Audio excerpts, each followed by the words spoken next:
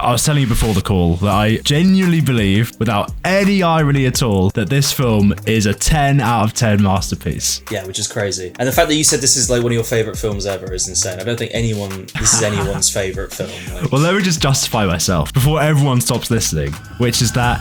Well, what this film really wants to do is meant to make the parents of kids buy their kids toys. Like, this is like a big advert. Like, do you think that's why they tried to squeeze so many Transformers into this film and just didn't worry about the personalities and stuff like that? Well, the story... Look, my beef with this film is, like... First of all, I don't like the looks, because they're really ugly. And I've done, like, long-term damage to the franchise, because even now, there's, like, remnants, like, a new thing will come out, and they still look kind of, like, weird, biologically robotic, like, in this film. Hello everyone, and welcome back to another episode of the CG Wired podcast. I am once again joined by my good buddy, Golden Tin. How you doing, mate? I'm doing alright, how you doing, man? I'm doing very well, because today we are talking about one of my favourite films, quite tragically, which is the 2007 Transformers movie. Whoa, okay. Now, I genuinely like this film with no irony, but you, because you're like a proper Transformers fan, you're basically like pretentious about Transformers, you think the Michael Bay movies are bad. Look, okay, I wouldn't say I'm pretentious, I'm just a fan. We're both, don't try and act like you're not a fan of the extended universe like me. Like, we both watched cartoons, we both collected toys and played the games. Like, we have... We were both popular in school, is what you're saying. I had lots of girlfriends. We were both super popular in school and definitely wore Transformers shirts. Yep. I don't know if you did, I actually did wear Transformers shirts. Really? Yeah, did you? No, honestly, when I was like young enough to be into Transformers, I went through like a young Sheldon fashion phase and just wore button-up shirts, and I never went as bad as never had the bow tie, luckily, but I was like one step away from being a bow tie kid. Oh, right. Well, I wore Transformers merch, but going back, I have my issues with these films. That's what I'm going to say. All right. Interesting. But I don't entirely hate them. Right. Okay. I can appreciate elements of them. There's good and there's bad too. Well, there's mostly bad if you take the whole franchise in one. But this film, there's good and then there's some bad. But yeah, I think what I really like about this film is that it's just a bundle of potential. You know what I mean? Like, I was telling you before the call that I genuinely believe, without any irony at all, that this film is a 10 out of 10 masterpiece. Yeah, which is crazy. And the fact that you said this is like one of your favourite films ever is insane. I don't think this is anyone's favourite film. Like. Well, let me just justify myself, because before everyone stops listening, which is that I mean that basically from how it's constructed in terms of its visual effects, right? Because you have, you have like 30 minutes of CGI, and then the rest has to be humans, and you have to construct a film around that and tactically film it in a way where you can occlude the CGI and get it in the shots looking good correctly and all this stuff. I think this film is just a masterclass in putting CGI into a movie and like working around your limitations in that regard. Yeah, okay. The look of the film is very nice. It's shot well. Mm-hmm. The usage of the Transformers, 30 minutes in this film is kind of crazy because it feels like longer. They spread it out well. Yeah, they do. Yeah. The moving parts. Yeah, they spread it out nicely. You never think like, can we get back to Optimus? Like, no, he's there for the most part. Apart from like the beginning but you know, that's to be honest, that's to be expected. Yeah, something they do quite well is for a film about Transformers, usually the humans are like the weakest part of any Transformers series. And I feel in this one, they're actually all quite good. They're all quite interesting. Do you not think? What's a bad human character? I love Sam's mom. You love Sam. We all saw that Community post or whatever you did where there's bonus footage of Sam's mum. Yeah, I'm so glad I bought the Revenge of the Fallen Blu-ray for like €20 just to get 7 minutes of Sam's mum deleted footage. Brilliant. Absolutely brilliant. It's actually horrendous as well. It's atrocious. It's just like her and her husband on holiday in France talking to a clown for like 5 minutes. Oh. It's awful. It's actually that film dreadful. We'll talk about that as its own separate time. That's a whole different beast, that film. Yeah. I mean, look, the humans in this one are probably the best they have been in the whole franchise, besides Bumblebee, which is the best of the live-action films. So yeah, you were also telling me earlier that you think Bumblebee is the best live-action Transformers film. Yes, without doubt. I think as a Transformers film, it's the best, but I think I much prefer this film to watch. Like, I've watched this film maybe 100 times. I've seen Bumblebee like 3 times, maybe. Wow. This film's just glorious to watch, don't you think? Like, what do you like about this film so much? Let's talk about some of the positives here. Like, go on, what do you like? Well, then I really want to get onto your negatives, because I think your negatives are all quite interesting. I know you're desperate for my negatives, my negativity. And I need to tear my favourite films down, is what I need to do. Well, look, I've kind of said it all, really. Like, I just think... I don't think I could tell a better story with 30 minutes of CGI. You know what I mean? Like, I think if everyone wants to criticize this movie as there's too many humans or this and that, or they're annoying, or the plot like is stupid or nonsensical, but what would you do? You know what I mean? Like, how would you make it then? Tell me your story. I think my biggest problem with this film is that everything I can defend this one on, like it had limited CGI and they really pulled it off, they then completely ruin in the next ones when they have enough money to do the CGI and technology, and they just ruin it. Does that make sense? Yeah, I mean, this is like probably the smallest scale film, which helps. Besides Bumblebee, yeah, which is always good. It keeps it a lot more grounded. I don't know how I would redo this film. I'm not Michael Bay. Like, how would I redo this film? I don't know. They do it very well. I agree, and the look and the usage of the robots is nice. Okay, I'll give you that. So we're both Transformers soy boys, and if you only had 30 minutes of CGI to tell a Transformers movie, would there anything you'd change? You know what I mean? Would you take out a scene from this one and put in a different one? Or would you think this is a pretty solid plot line? It's pretty solid. I mean, there's also bonus footage with the vehicles. They're not CGI. No, I'm not counting that in my 30 minutes. No, yeah. So you can do somewhat, because sometimes they have them, the car there talking, What, in the cartoons, you mean? I think they do it in the movies as well. They'll have like them in their vehicle form talking, yeah. No, I don't think they do, ever. That's the thing that happens in the cartoons. I can't think of a single moment where the cars talk. Bumblebee definitely does his hilarious radio talk in car mode. I think we're both anti-radio talk. Oh. I just in think your 10 out of 10 favourite film there is an issue. It's just annoying, isn't it? Like, it is annoying. It's just he's not Retgar, right? He can't get away with it talking TV. Like, it's just not good. Yeah. Well, I was posing this last podcast that I think Michael Bay only watched that 1980s movie to make this one. And so that's where there's talking to the radio, like in the 1980s movies, and just copious violence, like in the 1980s movie. And then not much else, really. No, not much in the way of, like, story. I mean, okay, if we talk about negatives, like, do you feel like...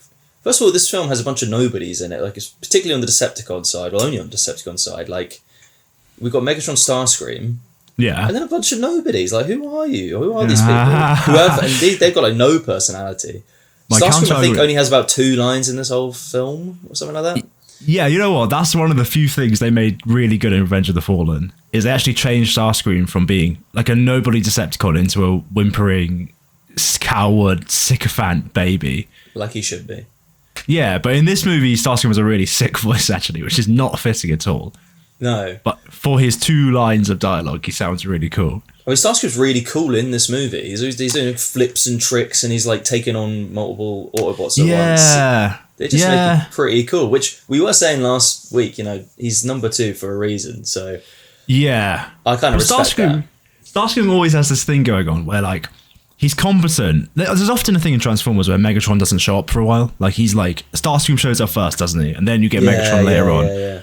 And Starscream's always competent until the moment Megatron shows up, and then Megatron's in it, and Starscream just gets sidelined immediately. And in this movie, he's actually cool all the way through. Yeah, I agree. They're nice to him. I mean, he's really ugly. He looks like a Dorito, as you like to say. As I famously said. It's one of your favourite things to say, but he's cool. They put some respect on him and Megatron's name in this film. I wonder if that's to sell toys. Okay, so yeah, you were saying about the Decepticons. To be honest, okay, they're probably the weakest part of the whole movie. Like, none of them have any screen time at all. None of them have any personality. And I feel like this film is almost like a vessel to release other things like games, books, movies. You know what I mean? Because they were such blank slate characters that I remember them being expanded in games I played as a kid, but not that much. Well, another props to this film because I feel like it really reinvigorated Transformers and like injected Yeah. like, loads of cash Yeah. into the franchise because it's made like $1 billion, something like that. Well, this So, is yeah. the franchising, the merchandising popped off after this one.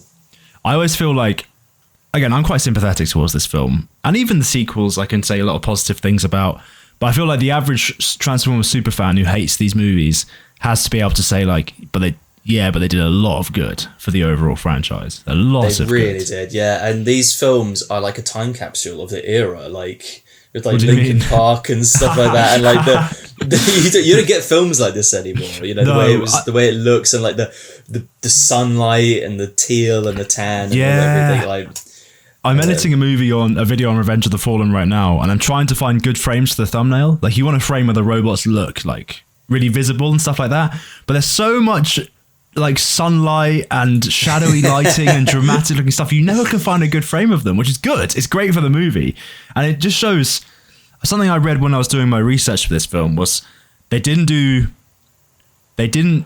match each shot to each other. They didn't try to make each shot look consistent with the last. They just went with whatever was shot on the day and had to adjust the CGI to match each individual shot, which I think is why it feels so cinematic and crafted, because it feels like every shot was done for that shot, and you move on to the next shot, and the next shot, then the next shot. It's not trying to be like a Marvel film. It feels very consistent from shot to shot. You know what I mean? The lighting, the color palette, the tone, the characters. Most films, yeah. Yeah, but Michael Bay, I guess, is quite, I don't know, I want to say messy or rough. There must be a better word for it because they're quite demeaning. But like, he likes to keep it unclean, I suppose. Yeah, it was just sort of like, this film is just sort of like, oh, if it looks cool, yeah, we'll do it. Like, yeah, it's rule of cool, right? Like, it's just beyond cool. belief, it's rule of cool. Yeah. I think that's why I give it a 10 out of 10 for the visual effects. Like, every single, aside from when Bumblebee pees on that guy, every single frame of the robots is sick and is used to its best effect. Yeah, okay. Visual wise, I'll give it a 10 out of 10. I agree. Yeah, okay. Just What like, about, I mean, we'll come back I to think your... What? We'll come back. We'll give our classic final ratings at the end. But if the visuals get 10 out of 10, where are you plonking the story? Well, the story... Look, my beef with this film is like the... First of all, I don't like the looks. Even though, on reflection, I can appreciate them as like, oh, they're just their own verse and this is just kind of how do they look. But I really don't like a lot of the robot designs. They're really ugly. Yeah. And I've done like long-term damage to the franchise because even now there's like remnants, like a new thing will come out and they still look kind of like weird biologically robotic like in this film. Like Optimus now has a mouth like in everything, which I hate. I hate him having a mouth. I like the faceplate. Why do you hate the mouth? You since I've known you in like, I don't know when we met, 2016, you've moaned about Optimus's mouth and it's not bothered me once. Like, not once. It's so ugly, especially in this film, don't you think? Like, this is the worst his mouth has looked, I think. It doesn't have lips and like big nose. Like, it's just like, get away from me. I'm not a fan of the face, the open mouth Optimus. Yeah, I actually must admit then, since I edited Transformers 2, and again, been making thumbnails, I've been looking at Optimus's face much closer up. I actually agree with you. There's something wrong with it. There's something weird about his lip. It's his lips, is what my issue is. Yeah, there's something weird with the lips. I just don't. I don't want it. I don't want it. And do you know why that is? The lips? Why? Because Michael Bay didn't like having a character wearing a mask. Oh, what? Why not? He's not even a real actor. It's not like he's an actor. It's like, oh, we've got to show his face. This is a robot. He's meant to be the hero of the film, so he shouldn't wear a mask. That was his logic. Great, thanks, Michael. Okay, this how has do you feel about lasting repercussions? Sorry, how do I feel about what? Well, we can go through all the not all of the designs, but a lot of the designs. How do you feel about the red fire truck look? With the flames and stuff, I kind of like his robot mode, the long nosed truck, even though I prefer the flatbed one. But his excuse, so funny. His excuse was like, "Oh, I put the flames on because otherwise we couldn't have any red on it." And I was like, "Is that true? Do you think it was just hard to?" He was like, "It's hard to film red." Like, yeah, that's what he said. Yeah, like red doesn't look good on camera, which I don't know if that's true. But I mean, I'm sure red has been filmed before in cinema history, or maybe it's a CGI thing. I don't know. Maybe you know. I mean, he kept to that rule. Like, he didn't have any more red up until maybe Transformers 4, when Optimus Prime... Even then he has flames. I mean, he kept to the rule, so maybe or either he just liked them and wanted an excuse to keep it, or maybe he's right. What I did read... Oh, sorry, go on. Well, I'm just going to cut you off because in the next film, everyone's favourite character, Demolisher, he's red. Who's Demolisher in the next Everyone's film? favourite Decepticon, Demolisher, the two-wheeled guy who rolls around. Oh, yeah. He's Pretty kind sure of he's dark red. red, though. He's bad guy red, whereas Optimus Prime has to be hero, bright, beautiful Wow, colours we're getting red. racial now with the Transformers colours. Are you telling me there's no colour theory in Transformers? Well, yes. Actually, maybe yes. I think... No, the bad guys are all quite dulled colours and the good guys are quite bright colours. There probably is some of that stuff going on. But sorry, carry on. Yeah, I mean... Well, look, I think... I don't know if this was ever said at the time, but I think everyone assumed, oh, these characters look like this so that they could turn into real-world objects. They have these weird designs that are kind of ugly because that's what you need to look realistic. I don't know if that's true. I think we've had subsequent movies that have disproven that theory. Would you agree with that? Yeah. I've not actually seen Rise of the Beasts, but I know you have. Oh. And that... I mean, the CGI is iffy, right? But that keeps much closer to their original designs, does it not? Yeah, Optimus looks pretty good in that film, I can't lie. And he's red? He's red in that film. I guess we've learned. The technology has been created. And he's like looks more like his old self. Remember in Bumblebee, the beginning of Bumblebee, when they had that scene on Cybertron? Yeah, but I look like their old selves, like G1 they're on selves, Cybertron though, right? Like it's all CGI, it's a CG environment. Maybe it's... And you don't see half of them transform, and they don't transform into real world stuff. So maybe it's all a lot easier is what I'm trying to say, you know? I don't know where like their sort of inspiration was for making them look like this. I don't know if you know, have you seen any behind the scenes concept art or anything like that?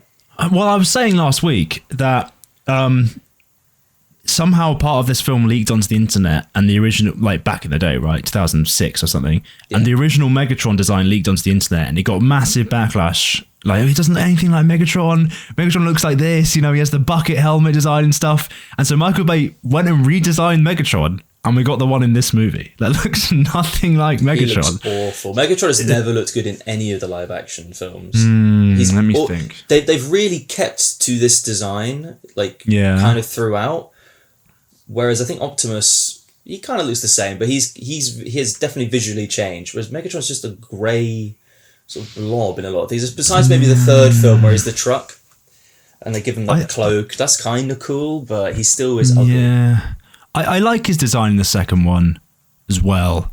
That's my favourite. It's a lot more complimenting to him, and he looks a lot closer to Megatron. Whereas in this, I don't really know what he looks like in this. He's just not even scary looking. He's just weird.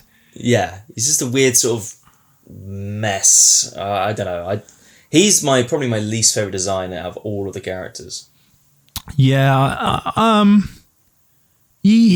think so. If we go through them, I think Brawl, the tank, looks sick. Yeah. Bone Crusher. What is Bone Crusher? He's the one with the roller skates, but what is he? He's like an excavator or something, I think. Yeah, but he has like a big pitchfork. I think he digs up sand or rocks, or I don't know what that is. Maybe rock. But like, what do you possibly want to dig up that has holes in your leaves? Like, I don't know. Leaves, yeah. And also, leaves. But he's like a military vehicle. Like, what is he? I don't know. It could be for like minesweeping, or I don't know, to be honest with you. Anyway, he's a really cool implementation of a Transformer, I feel like. He doesn't look cool, but giving him the tail and the skating leg things, sick. Really cool. Yeah. How do you feel about like the violence in this movie? Like how Optimus Prime just murders that guy? You know what? I don't hate it because Optimus, he comes across like a peaceful guy, and I think he's probably mischaracterized sometimes as a peaceful guy, but is he actually that peaceful? I remember in the movie last week, he showed up, transformed, started gunning people down instantly. Well, he was probably going to execute Megatron. Yeah, they're at war, exactly, so it makes sense. And in this film, it's a bit brutal how he does it, but and in the next film as well, he gets even more brutal. He's a psycho. But it kind of makes sense. Well, I think something I read, so I'm reading and writing about Transformers 2 right now. Something I read was that Michael Bay wanted to increase the violence as much as possible in Transformers 2. And so I think that's where Optimus Prime's psychopathy comes from, right? Because I think this film got marked as a 12, this one we're watching now. And then Transformers 2, I think, I assume they also said, okay, let's get that one to 12. And so they wanted to push that limit. Like, let's have them bleed, let's have them drool, let's have, like, fake blood and have their spines come out when their heads get ripped off and all this stuff. So I think the next films where the psychopathy kicks in properly. This film, I don't know. I guess he's meant to be, like, gentle, but he can kick him when he needs to. Is that the idea? It's kind of a basic thing for me to say after all that, but... Is that what they're going for? I think that's sort of the G1 vibe, is like, I don't know, it's meant to be like a fatherly type figure, and then in this franchise he's ripping people's faces apart and crushing their heart. I think with the robots you can get away with it as well. Like, you can have robots disembowel each other and bisect each other, and there's blue blood, it's just oil. I think this is why... I don't know about you, but this is why I liked Transformers growing up, because I wasn't allowed Call of Duty. I wasn't allowed to watch violent films. I wasn't allowed any of this stuff. But Transformers somehow had all of that because it was about robots. You know what I mean? Like, people could have their heads ripped off or crushed or blood would fly everywhere. But because it's a robot, it's fine. You know, it's like, okay. It's Transformers. There's Transformers games we had when we were younger. They were literally just Call of Duty with Transformers. You know, like, it was the same game. Yeah. You could get violent. I think that's also why I liked it. It's just a cool thing. Transformers is just a cool thing. Like, a robot turning into a vehicle. Yep. War. Yeah, but neither of us are car guys, though, right? Like, we don't care about cars at all. Yeah, like okay, this is the most autistic thing I have to say about this movie, I'd say, which is like, this movie's designed to appeal to a lot of people. You know, it's got Linkin Park, massively popular band, really cool cars, so you get really cool car people in as well. Megan Fox is obviously supposed to get the teenage boys in, all this stuff. I never cared about any of that. I just wanted to see cool robots hitting each other. Robots in disguise. That's all I wanted. That's all I wanted, you know. Like, and I think this is my criticism of the future films is like, they do go harder on that, but I guess they don't go harder on the actual Transformer side of things. They're just like, robots hit each other, fast cars, cool music, pretty women, the movie. Yeah, maybe I would appreciate these films more if I really did watch them. Now, because we don't get any of that anymore. Yeah. Yeah, I mean, that's another thing that's in this film that we definitely wouldn't get nowadays. Is like just the pure military propaganda. Like, it makes the US military look so cool. Like as I was watching it, I just became grateful for the fact that America has such a big army, because I was like, if aliens ever do invade, they will deal with it. You know what I mean? Like, it was effective propaganda. It worked on me. I'll be honest, I think if aliens invade, we've got no chance. I'm a doomer about aliens. Really? Well, yeah. I have a few perspectives on that, I guess. Like, go on.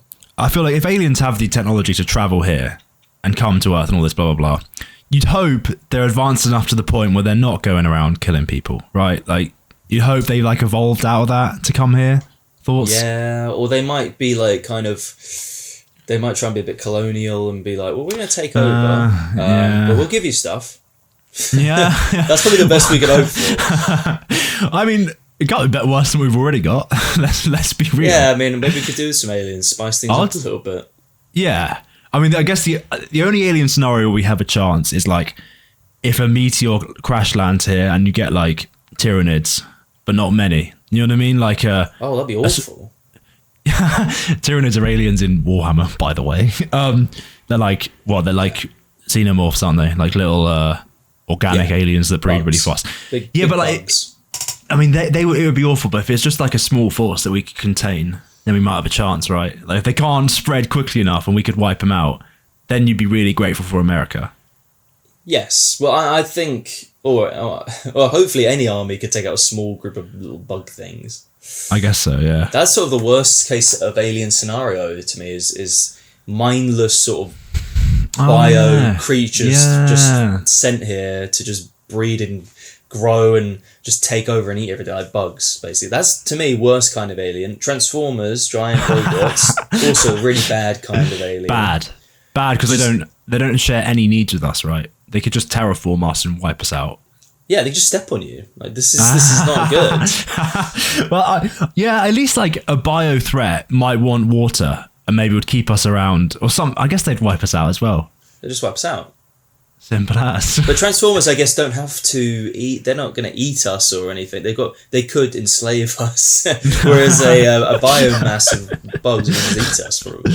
I guess traditionally, the Decepticons in most media do want to enslave humans to mine energon. That is the traditional Transformers plot. Which brings me to this film's MacGuffin. What do you think of the concept of the Allspark? Every single film I think has a MacGuffin of some kind in this franchise, so it's fine. I think there's some lore about it. Was already pre-existing. I don't know too much about it. The Allspark is something I'll be honest, I don't care about the Allspark. No. In the MacGuffin list, that's low. I'm much more a Matrix head. All right, of all your Transformers MacGuffins, what's your favourite one? And I mean in the movies. The Matrix. Isn't the main MacGuffin of Transformers 2 the stupid sun harvester under the pyramids? Oh, I thought it was the Matrix, isn't it? It's a weird looking Matrix. It's like a... Yeah. It's got like two spikes coming out of it. It's like two bananas. That what the Fallen wants it.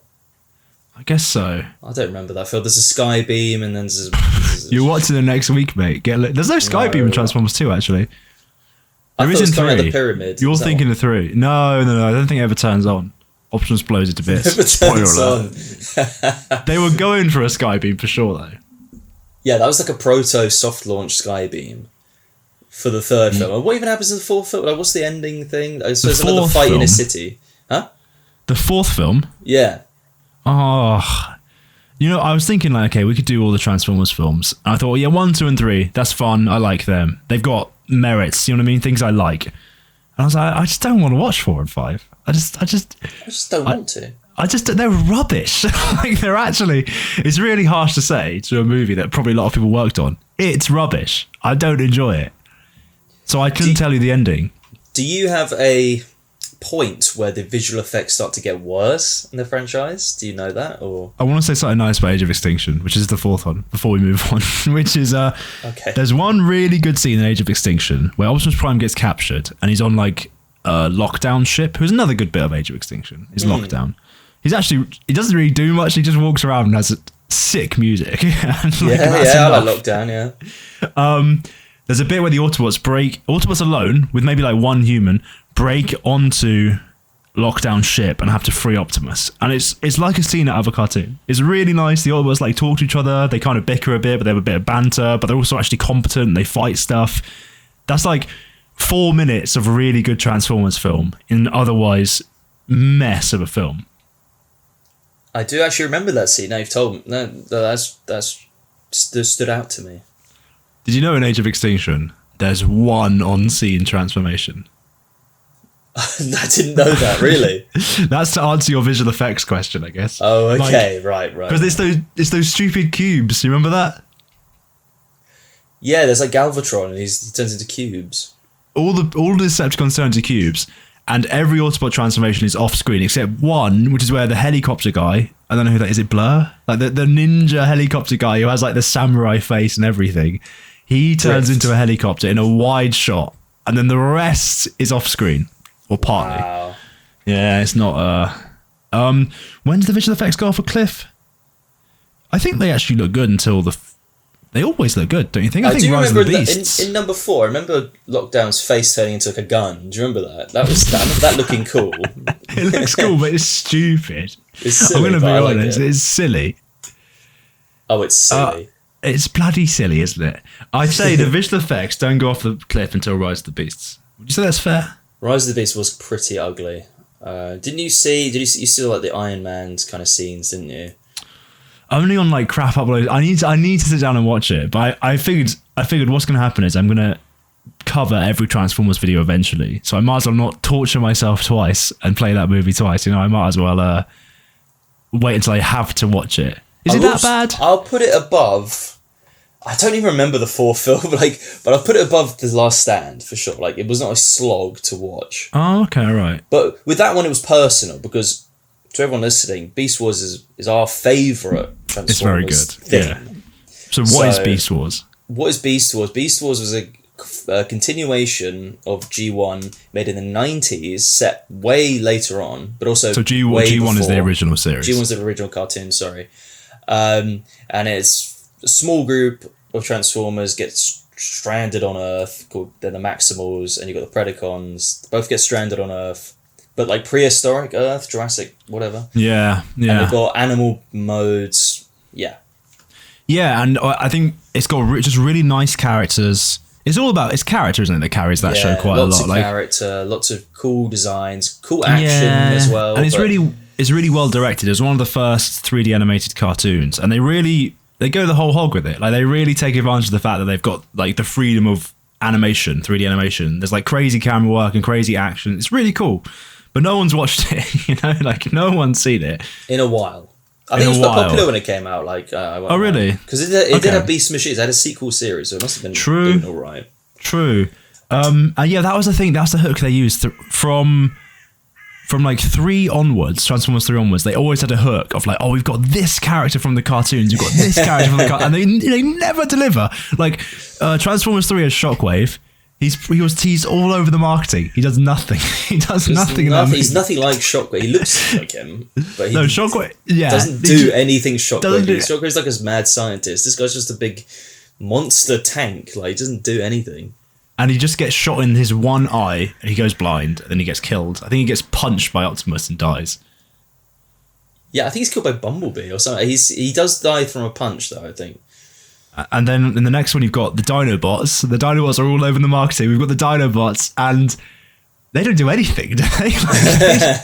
They just get beaten by Optimus Prime in a 1v1, and then just run around with them and fight. But they don't do anything. The Dinobots are cool because they're dumb, idiot dinosaurs who are really strong. That's why the Dinobots are cool, right? Yeah. I'd say so. There's robot dinosaurs. They're the original Beast characters, you know? Yeah. But in this movie, in the 4th movie, they don't do anything. And then what was even the hook in the 5th movie? Like King Arthur?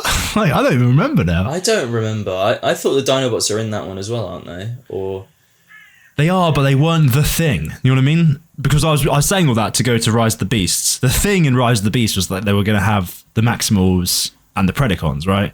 Yeah, they do. And there's no Predacons. Okay, they've got a lot of the famous characters from Beast Wars, and they don't deliver on that either, right? Like, they're just husks of there. They don't talk. Really? What? None of them talk besides Air Razor and Optimus Prime. Oh, God. Air Razor, everyone's favourite character. Yeah, Air Razor's in the cartoon, but she's sort of just there, isn't she? She's like, sort of there. She never she lives outside. She doesn't live with them in the... Yeah. They kind of do her dirty, I think, in the cartoon, to be fair. Yeah, I feel like we're going off topic here, but in the Beast Wars episode, in the Beast Wars cartoon, they run out of stuff for her to do, so she just gets like not even killed off screen, just like removed from the show off screen for like 2 seasons. Yeah, and she just pops in from time to time. In her intro, she murders Pterosaur, and then does she really? Doesn't do anything. Yeah, she like just blows him to bits. His head. Like Pterosaur is like Beast Wars' Starscream, to be honest. Yeah, basically, yeah. All right, well, speaking of getting back on topic and speaking of being taken out of the fight, one trend I noticed in this film that like permeates throughout all of these films, okay, and I wonder if it happened in Rise of the Beast as well, is, do you notice that every fight has Optimus Prime taken out of it at the start? So like, there's a reason he's not there. In this one, he fights Bone Crusher. In the next one, he's dead. In the next one, he gets tangled up in some wires. I don't. Do you remember that? Like, no. he goes to fight Shockwave's big worm thing and just flies into some wires and is stuck there for like half an hour. Oh yeah, But then basically every single fight goes like that. So like, Optimus Prime is taking the fight. The Autobots are on their back foot. Then Optimus Prime shows up and saves the day, and everything's fine. That's every single fight in the Bayformers films. That's like every anime ever. Like, it's really the main like shonen anime, like fighting anime. The main character is taken out for some reason, or he's late to the fight. Mm-hmm. So the side characters get to do something, which is nice. It's nice to see the side characters do stuff. Oh right, is that what it's to do? Because I think Optimus Prime's so overpowered in these films, isn't he? He just comes in and kills everybody. Yeah. And so that's what it is. It's to give people a time to shine. It gives the side characters something to do for a bit, which is nice. And it adds a bit of tension, like, oh, when's Optimus going to get there? What can we do? And it does give him a sick intro as well. Like when he comes in and then like stands to Megatron, he flies him through a building and things. It's just glorious. Like, I don't know, it just looks so good to look at. It's just cool. Look, these movies, you take out the stupid humour, which, by the way, what do you think of the humour in these? Did you laugh once during your viewing of this film? Does it make you laugh? Yeah, I did. What part made you laugh? Okay, not the peeing scene. Like that is where it goes too far, isn't it? It's like, I don't need Bumblebee to. I guess when you're probably 11, that's quite funny, right? Like, but now it's just grim. Can I be honest? Let's just pause for a second there. Like toilet humor and stuff like that. Did you ever find that funny when you were little? I never thought that was funny. I don't remember, but it's only once I've like watched films with like younger like kids and stuff in the recent years, and I see how much they laugh at just like someone falling over. like it's quite sweet, really. So maybe kids do find that funny. But here's the thing, right? Like here's the thing I wanted to bring up. We can come back to your point about humor in a minute. Sure. The Transformers is for kids and us, you know, but primarily it's aimed at children. Yes, do we agree? Yes. This film is not aimed at children. No. And do you think that's a strange decision or a smart one? I think this film was made for the people who grew up with the cartoon, who would have been like 25 when this came out. But it does no service to the cartoon either. It kind of isn't really anything to do with the cartoon. And it's for like teenagers and stuff. No, I don't think this film was made for little kids. Yeah, I had to beg my parents to see it, and I don't think I got all of the themes in this film until I got a lot older. You know what I mean? Like, yeah. There's some adult subject matter in this film. Oh. But what this film really wants to do is to make the parents of kids buy their kids toys. Like this is what this is like a big advert, like the animated film. They want the kids to buy these Transformers, basically. Do you think that's why they tried to squeeze so many characters Transformers into this film and just didn't worry about the personalities and stuff like that? 100%. It's like, okay, right, it's like that's why every film has a random Transformer appear. Every film has a random set. It's so they could just, and has them do cool things. It's so multi-layered then, okay, because you have, do you remember the Dorito machine? No, the Mountain Dew robot. Yeah. So that's like a product. He was added in later on, by the way. If my remembering is correct from my research, he was added into the film later on as a product placement. They got another team in just to do this one robot. So he's a product placement robot, and I bet you could probably buy him in real life as well. So you could probably buy the Mountain Dew robot, and he's in the movie. They must have made so much money is my point I'm trying to get to. Yeah, this film made stupid amount of money. I guess that's why you have so many sequels that... Do you know Age of Extinction made $1 million? The fourth one made $1 million... sorry, 100 million? No, $1 million. $1 million in the box office. Oh, maybe I'm getting my numbers wrong. What's the big number? Billion? I don't know. What's the big number? It made loads of money. I think it was $1 million. I think it made like lots and lots of money at the box office. Transformers 4. I think they went up and up and up and up. And then 5 came out, and 4 was so bad that no one went to see 5, and then they binned Michael Bay's movies. I feel like $1 billion at the box office is not good for this franchise that started off at like $1 billion. I think I mean $1 billion. Because the budget is like 150 million, so I must have meant $1 billion. Yeah, if it made $1 billion, if it made $1 million, I think it would be a flop. I have a question for you. Yeah. You're a big fan of the Bayformers movies. You've enjoyed our conversation about it very much. Sure. And then you think, oh, these guys endorse all the other Transformers stuff. How would someone who's only watched Bayformers feel about the rest of Transformers on a whole? Oof. It's difficult because these are different continuities. So this is its own continuity. You could go all in. There's comics and stuff like that attached to this. Yeah. So you could go in depth in the movie verse. You could also go in depth in the G1 original cartoon verse. You've got Prime, you've got Unicron trilogy, you've got stuff like that. It's hard, but I guess at its core, there's a lot of the same things happening of robots fighting each other over resources, you know? Yeah. I guess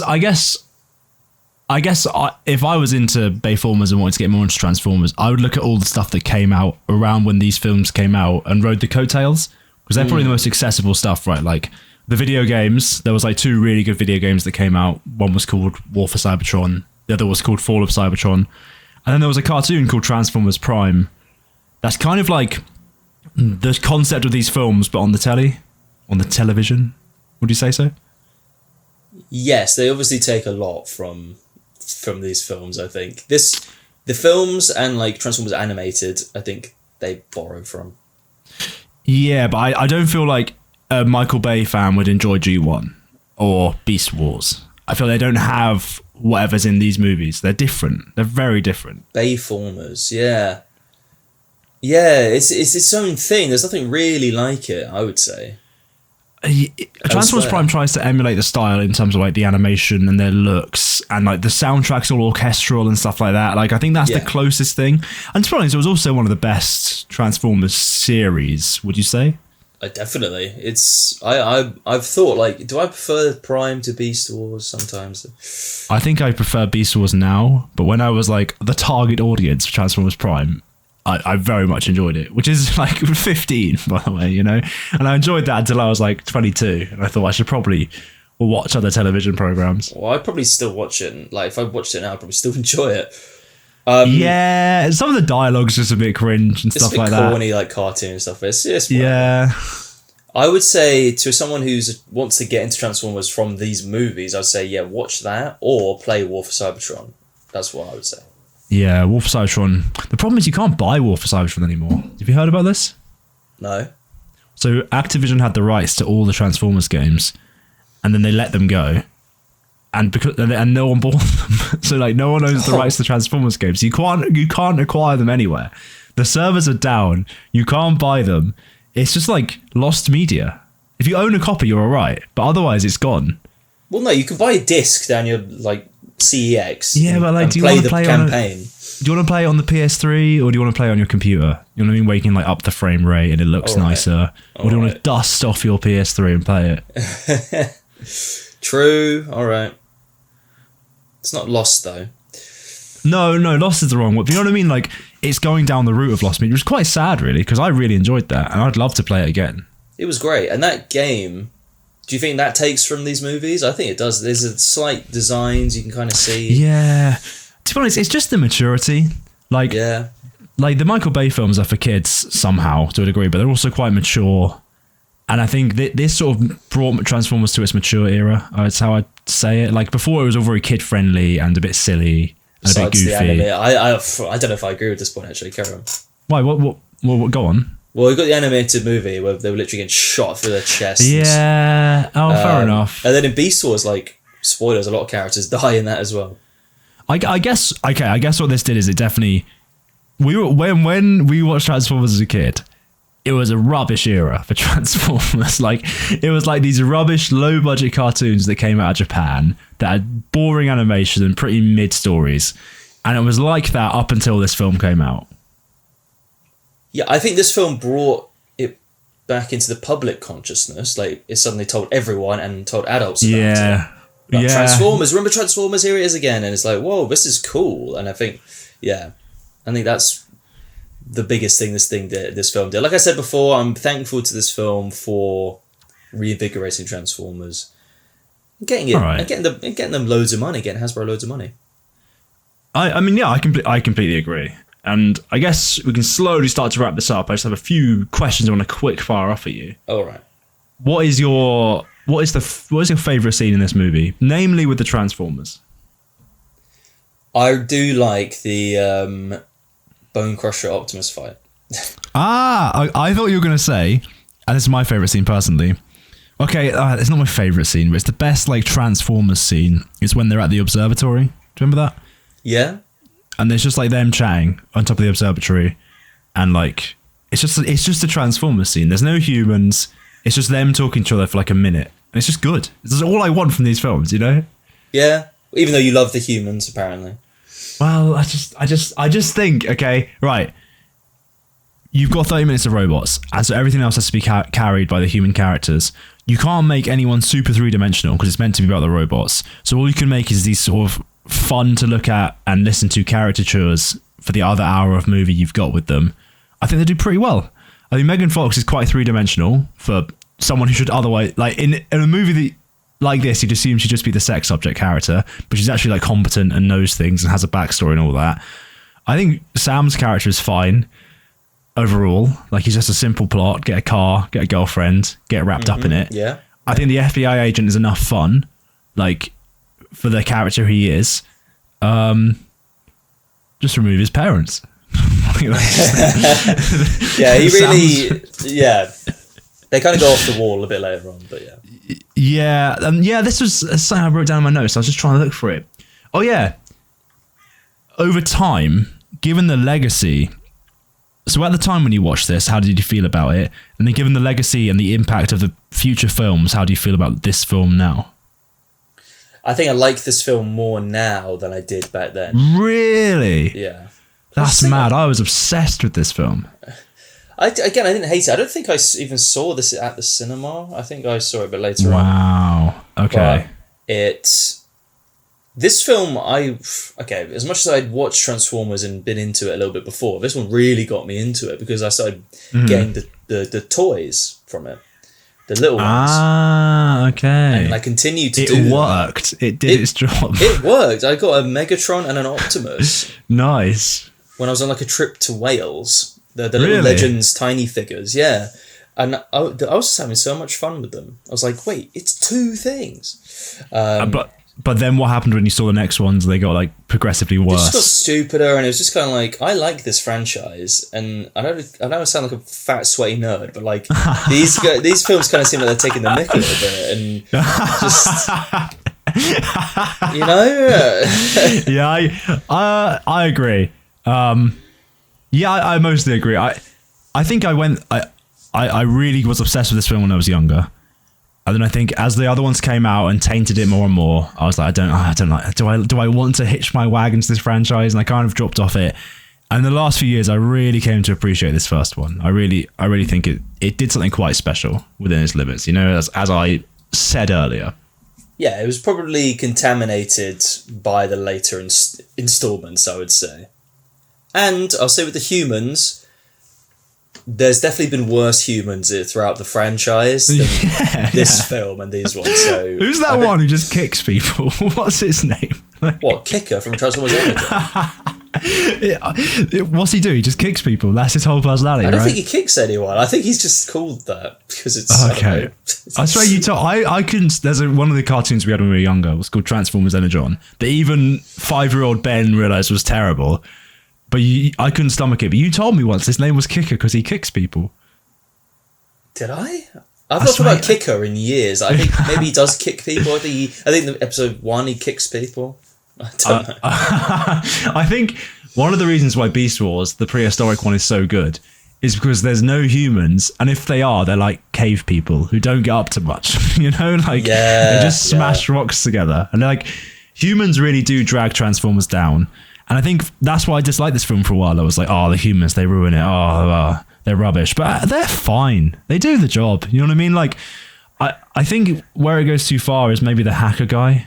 He's a bit annoying. He's a bit much. Yeah. Oh, my gosh. I sort of forgot about him, I guess.